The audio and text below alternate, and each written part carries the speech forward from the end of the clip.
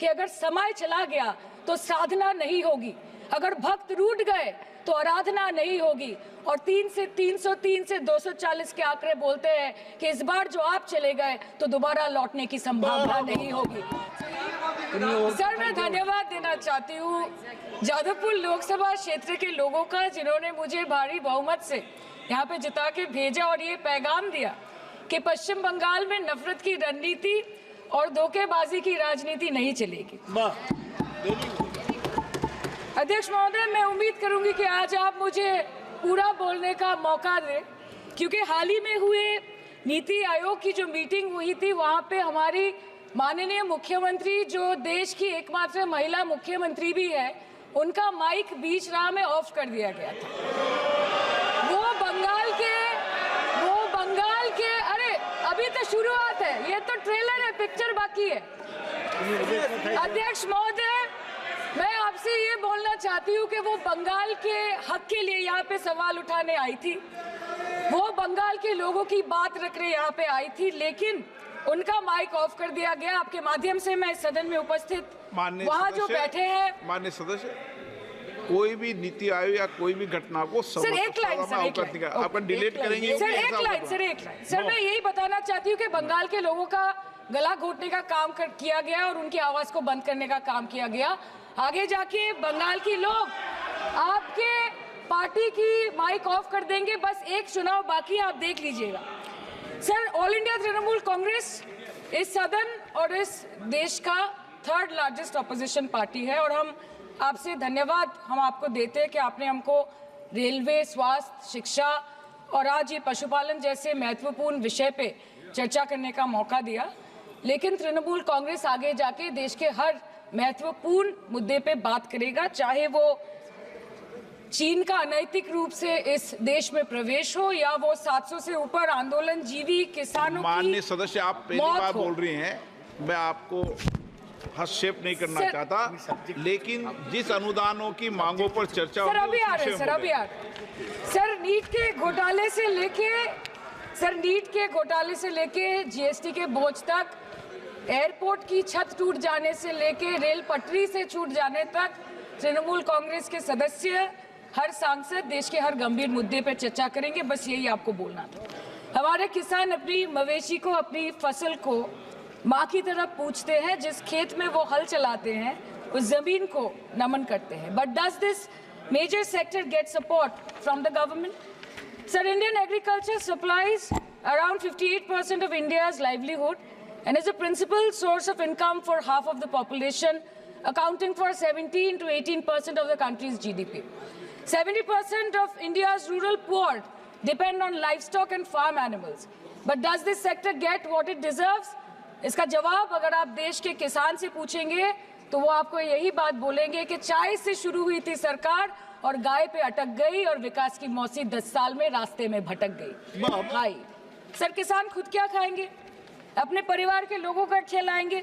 अपनी गाय, भैंस, भेड़, बकरी को क्या खिलाएंगे?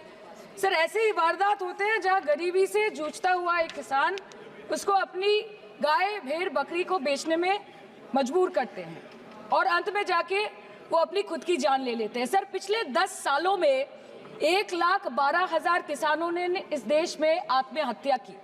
एनसीआरबी की एक रिपोर्ट के अनुसार 10 साल में हर दिन इस देश में एवरेज में 30 किसान हर दिन अपनी जान ले लेते हैं।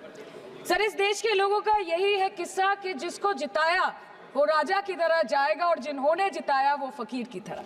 सर, ये बहुत गौरक्षा की भी बातें करते हैं।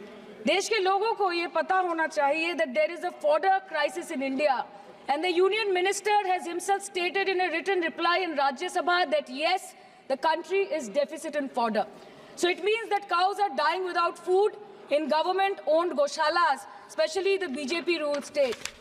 74,000 cattle had died at Panjrapols in Sundarnagar and Banaskantha district of Gujarat in the last 3 years.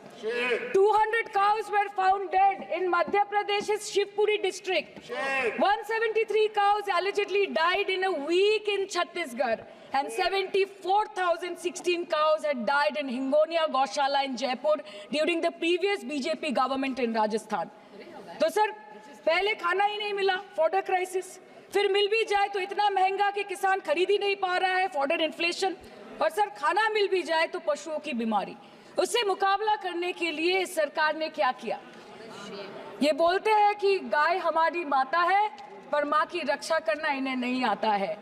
अध्यक्ष महोदय, हम सब जानते हैं कि इस मिनिस्ट्री के अंतर्गत डेयरी भी आता है और भारत इस पूरी दुनिया में दूध के उत्पादन में नंबर 1 है, contributing to almost 24.46% of global milk production. आम आदमी के दूध, छाछ, लस्सी, दही, पनीर पर 5% की जीएसटी, क्रीम, कंडेंस्ड मिल्क, मक्खन, घी पर 12% की जीएसटी और अमीरों के हीरो पर सिर्फ 1.5% की जीएसटी। सरकार उनको रिलीफ नहीं देती है जो विदेश में जाके मिल्क शेक और लाते की चुस्कियां लगाते हैं।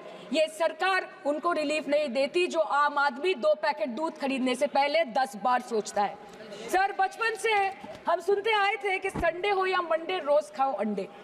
India rank 2nd in egg production in the world. और अंडे का फंडा यही है सर कि भारत के बच्चों के किस्मत में महीने में एक अंडा नहीं मिलता। मिड डे मील के चलते हफ्ते में अगर एक आध अंडा मिल भी रहा था तो कहीं धर्म के नाम पे तो कहीं महंगाई के चलते उसे बंद करने की मांग उठ रही है। Sir, more than 50% children under the age of 5 suffer from chronic malnutrition in the country and roughly 17% children are underweight, and yet most BJP ruled states do not serve eggs in midday meal scheme. This is the example of Poshan Kal in India. Sir, अंत पे आते हैं मच्छी पे। आप लोगों को ज्यादा पसंद नहीं, पर हम क्या करें, हम तो माछे भाते बंगाली है, हमको तो बोलना ही पड़ेगा।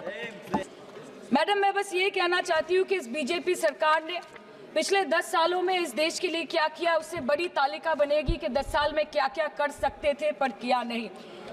2014 में जो किसान मोदी है तो मुमकिन है सोच के और अच्छे दिन के ख्वाब देख के बीजेपी को वोट दे रहा था, आज 10 साल बाद वो बोलता है कि मोदी है तो नामुमकिन है। शायद अभी वो किसान है भी नहीं।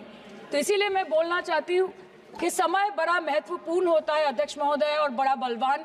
बंगाली में हम एक बात बोलते हैं कि समय गेले साधन होबे ना।